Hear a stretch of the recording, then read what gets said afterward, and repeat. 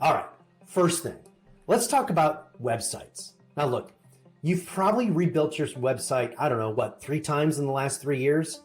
You get these audits from people coming in saying, oh, we're gonna fix your site so it's more SEO friendly and it loads faster and all of that stuff.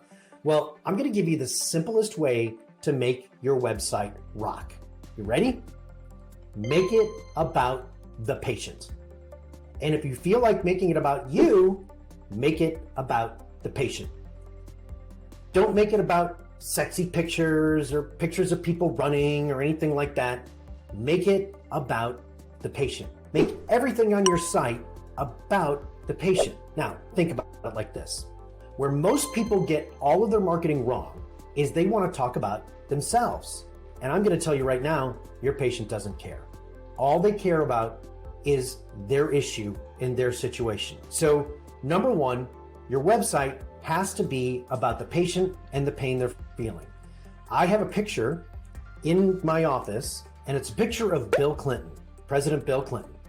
And you remember that famous line that he says, "I feel your pain"? That's the picture that I have.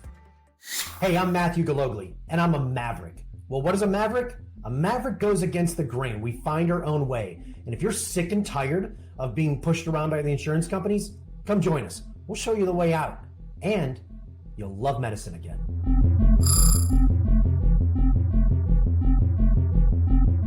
And it's the number one thing that people forget when it comes to marketing and advertising any business. I don't care if it's your practice. I don't care if it's a cake shop. I don't care what it is. I feel your pain. They have to feel like that you understand the pain that they're in. Okay? So that's the first thing. How to advertise. Make your website about them.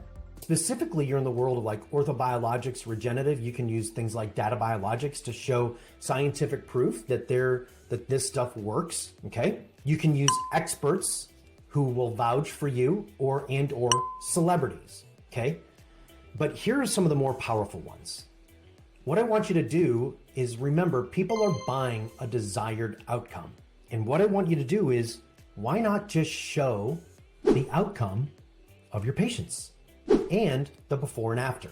Now, I don't remember, there's a couple of doctors out there that do this, and I think it's brilliant. And what they do is they're doing orthobiologics treatments, and a lot of times it's for back injuries. And what they do is they videotape the patient trying to walk or move prior to the procedure. They interview them, they talk about what their pain is like, all of this. And then what they do is when the patient comes back in 4 weeks or 6 weeks or whatever, and they have them walk and move again.